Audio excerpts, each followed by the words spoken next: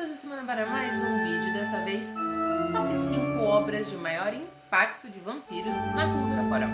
Lembrando, queridos, que aqui eu faço um top 5 considerando o impacto que essa obra teve para o gênero que a gente está analisando, ok? Então, se faltou o seu filme favorito de vampiro aqui, ou se faltou o seu vampirinho do coração, eu peço que você coloque nos comentários e diga pra gente, pra quem sabe no futuro a gente fazer um outro, talvez até um top 10 com esses, beleza? Então, sem mais delongas, solta a vinheta e bora pro vídeo!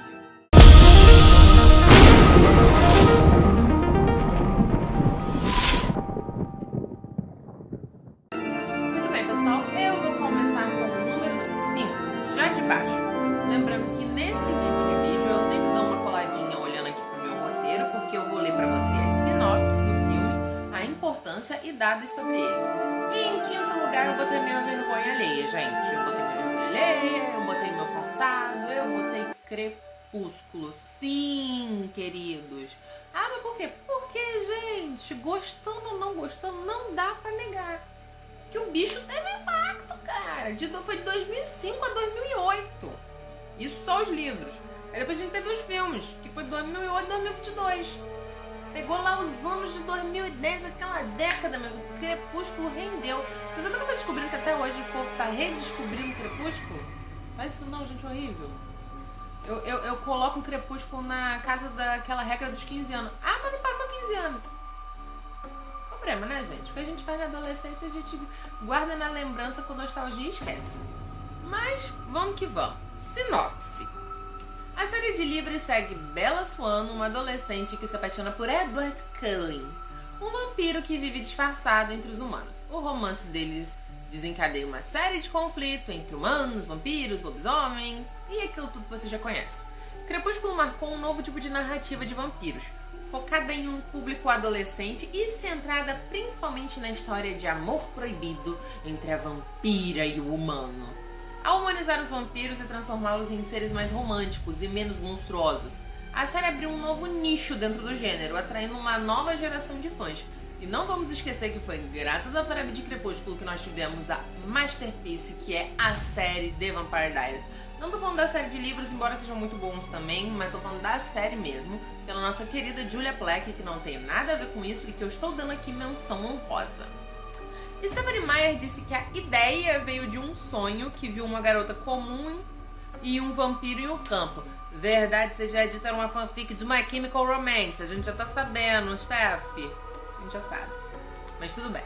A série vendeu mais de 100 milhões de cópias em todo o mundo e foi adaptada em uma franquia cinematográfica que arrecadou bilhões de dólares. Crepúsculo provocou debates sobre a representatividade do romance adolescente, especialmente devido à dinâmica de poder entre Edward e Bella, porque, vamos combinar, né? Era um relacionamento tóxico, tá? Era tóxico, a gente já tá com isso na mente. Não saudável. Invadir a casa de alguém e ver alguém dormindo? Nine. But ok. Mas também foi elogiado por trazer vampiros para o mainstream jovem de novo. Cena icônica, a cena do campo de flores onde a Bella e o Edward se declaram um para o outro, simbolizando a tensão entre o desejo do Edward de proteger a Bella e seu medo de machucá-la. É lindo, gente, é aesthetic, não posso dizer que não. Bom, impacto cultural. Crepúsculo popularizou novamente o gênero de vampiro, como eu já disse, para adolescentes e trouxe novos temas à tona, como o conceito do vampiro que brilha à luz do sol, que, goste você ou não, foi um diferencial dos vampiros dela, o romantismo extremo dos seres sobrenaturais, além de abrir caminho para as séries e filmes semelhantes que buscavam explorar a relação entre humanos e vampiros de uma maneira mais romântica e acessível. Agora sim, em quarto lugar, eu trouxe ela, aquela que fez a cabeça de muitos de vocês nos anos 90 e vocês acharam que eu ia esquecer, mas eu não esqueci. Ela está aqui, meus queridos, mas, só pra deixar claro, trouxe pra vocês apenas a série. Tô esquecendo o filme porque ninguém precisa lembrar que aquele filme existe, ok? E em quarto lugar temos Buffy, a caça-vampiro. Buffy, The Vampire Slayer. Série que foi de 97 a 2003, galerinha. Sinopse. Buffy Summers, uma adolescente que é destinada a ser a caçadora de vampiros, lutar contra as forças do mal. Ao longo da série, Buffy enfrenta vampiros, demônios, suas próprias lutas pessoais, enquanto tenta manter uma vida normal no ensino médio. E a gente sabe que depois daí sai do ensino médio, ela vai pra faculdade, ela trabalha, acontece de tudo. Buffy subverteu as convenções do gênero ao colocar uma jovem mulher no centro da ação, ao invés de ser a vítima. A série também foi inovadora ao combinar o horror sobrenatural com dramas adolescentes de temas de amadurecimento. Buffy representava a força e a independência do feminino, enquanto os vampiros na série variavam de monstros brutais e figuras complexas com dilemas morais, como o nosso querido Angel, que, sendo bem honesta, eu vou considerar o pai espiritual do Edward Cullen. Porque pra gente ter tido Edward Cullen, tivemos que ter tido Angel. Depois de a gente ter tido Angel, a gente teve que ter tido Louis. E se a gente parar pra pensar, todos eles são pé no saco. Seguindo. Curiosidades. O criador da série, Joss Whedon, e só por isso eu te perdoo, Joss Whedon. Só por isso. Concebeu Buffy como uma resposta ao clichê da garota loira indefesa nos filmes de terror, que é sempre a que morre primeiro. Lembrando que naquela época a gente tinha uma imagem de uma Fatal Girl, que é a garota que sobreviveu ao final dos slashers, ser sempre a menina morena e puritana. Buffy popularizou a ideia de vampiros como anti-heróis, especialmente com personagens como Angel e Spike. De novo, se temos Damon Salvatore, foi porque tivemos Spike. E agora que eu parei pra pensar, Angel e Spike são os pais espirituais dos meus irmãos Salvatore. Feliz estou por isso. Que mostrava uma complexidade moral que transcende o simples vilão. A série marcou a TV em termos de narrativa serializada, com arcos complexos e temas recorrentes que influenciaram as séries posteriores. Nós temos como uma cena icônica um momento em que a Buffy enfrenta o mestre dos vampiros e seu grande amor, o vampiro com alma Angel, destacando a tensão emocional e moral da série, além de uma mistura de horror e romance. Buffy mudou a forma como vampiros eram vistos na TV, abrindo portas para outras séries depois, como a própria True Blood ou a própria série Angel, derivada dessa. Além disso, o personagem de Buffy se tornou um ícone feminista, provando que heroínas podem ser tão fortes, se não mais, do que os homólogos masculinos. Claro que em terceiro lugar tem ela, a mãe de todos nós vampiros, Anne Rice, com o seu Entrevista dos Vampiros, livro de 1976 e filme de 94. O livro de Anne Rice narra a vida de Louis, um vampiro que conta sua história de mais de 200 anos a um jornalista, detalhando sua criação por Lestat e os dilemas morais que ele enfrenta ao viver como uma criatura imortal. Como eu disse, se tivemos Angel, se tivemos Edward, é porque um dia tivemos Louis. Anne Rice revolucionou a literatura de vampiros ao adicionar uma profundidade emocional e moral aos vampiros que antes eram vistos principalmente como monstros. Seus vampiros são introspectivos, lutam com dilemas existenciais e vivem uma dualidade moral complexa. E sim, eu tô jogando o Lestat nessa casinha, que embora a gente pense que ele é só um maluco gostoso que gosta de matar as pessoas, tem uma certa complexidade na questão da solidão que o Lestat sente. Que a gente pode ver muito melhor isso no livro O Vampiro Lestat e até mesmo na obra A Rainha dos Condenados. A ideia de que os vampiros podem ser criaturas profundamente trágicas e filosóficas fez de Entrevista com o Vampiro uma das obras mais importantes do gênero. Curiosidade: Anne Rice criou seus vampiros inspiradas pela morte prematura da sua filha, o que contribuiu para um tom melancólico e trágico para a história, como a gente pode ver na personagem Cláudia. O livro também foi um dos primeiros a explorar abertamente a sexualidade dos vampiros, apresentando vampiros que transcendiam o conceito de gênero e orientação sexual. O filme de 1994, estrelado por Brad Pitt, Tom Cruise e Antônio Bandeira, trouxe os personagens à vida como uma produção de alto nível, consolidando a popularidade do livro entre o público em geral. Impacto cultural. Entrevista com o Vampiro abriu caminho para a história de vampiros mais psicológicas e filosóficas, influenciando filmes e séries e a literatura até os dias de hoje.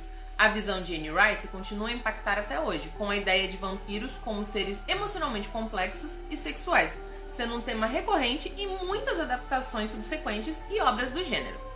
Muito bem, galera, a gente vai agora para o nosso segundo lugar, chegando perto do nosso top 2, vamos dizer assim. E não poderia ser outro senão o nosso Nosferatu, que a gente falou no vídeo anterior. Nosferatu, filme de 1922. Nosferatu é uma adaptação não autorizada de Drácula, como eu já falei pra vocês no nosso vídeo anterior. E ele segue o Conde Orlok. Lembra que eu tinha dito? copia, mas não faz igual? Pois bem, um vampiro grotesco que se muda para a Alemanha, trazendo consigo a peste e o terror. O filme é uma obra-prima do expressionismo alemão, com um visual marcante que inclui sombras exageradas e iluminação dramática, e que vai ganhar este ano, do vídeo que está saindo, 2024, um remake da obra. Vamos esperar para ver. Importância dele. Mesmo sendo uma adaptação não oficial e não solicitada de Drácula, Nosferatu é talvez o filme de vampiro mais influente da história do cinema. A estética expressionista, com o uso intenso de sombras e silhuetas, deu aos vampiros uma aura visualmente aterrorizante, algo que não dependia de diálogos ou efeitos especiais avançados. A aparência de Orlok, com sua figura alongada, olhos finos e dentes afiados, continua a ser uma das imagens mais icônicas dos vampiros do cinema. E de novo, pra galerinha que joga Vampira Máscara como eu, sabe que esse tipo de representação gerou toda uma classe de vampiros especial dentro de um jogo, que são os Nosferatus. Curiosidade sobre o filme. O filme foi quase destruído por um processo legal movido pela viúva do Bram Stoker, que alegou violação de direitos autorais. Porque lembra que eu disse que ela não tinha deixado? Pois é, né, gente? Ela não deixou, mas a galera fez. Felizmente, cópias sobreviveram e o filme foi redescoberto décadas depois, porque ela não queria só processar. A querida falou, não vai ter, não é do meu marido, não vai ter. E ela destruiu, mas graças a Deus sempre tem aquele abençoado, aquele estagiário que guardou, né? Que escondeu.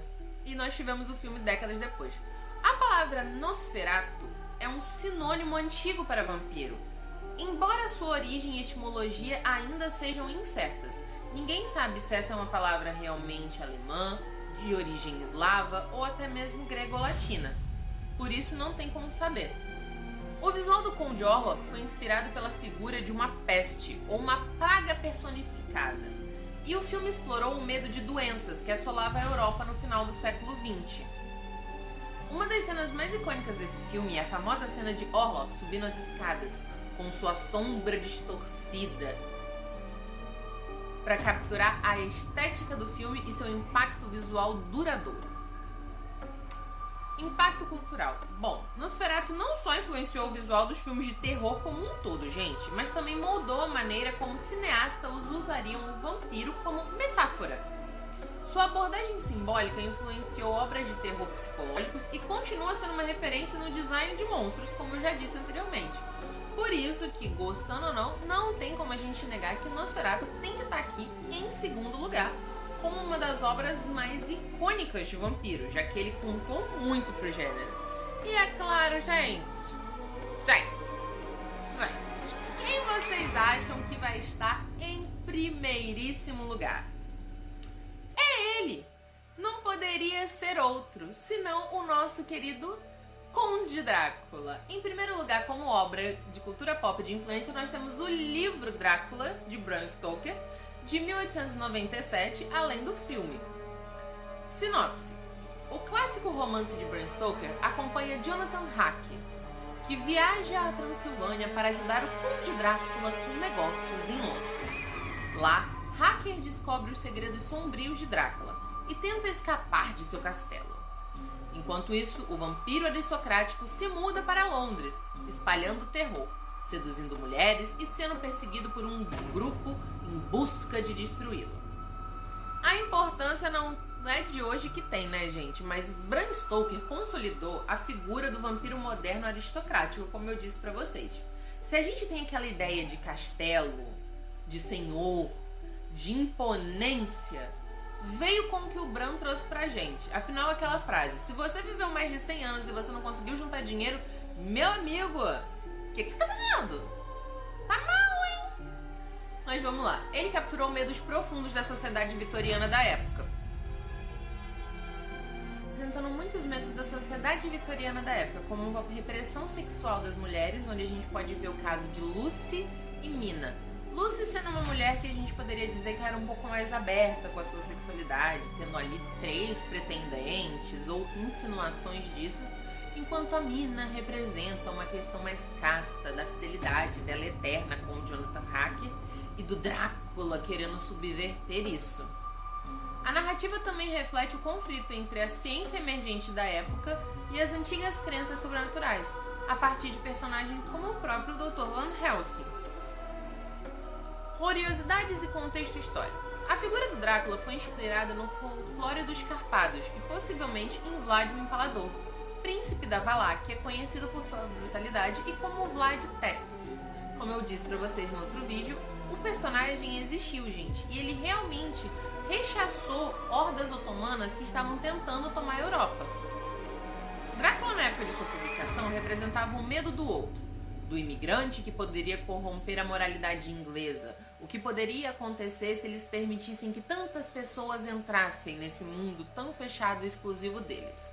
O estilo epistolar do livro, em cartas e diários, foi revolucionário e ajudou a criar o suspense crescente. Cena que é sempre representada, não importa quais versões nós temos do livro, é a chegada do Jonathan Harker ao Castelo do Conde, onde você tem aquela atmosfera gótica estabelecida, com descrições de sombras e mistério.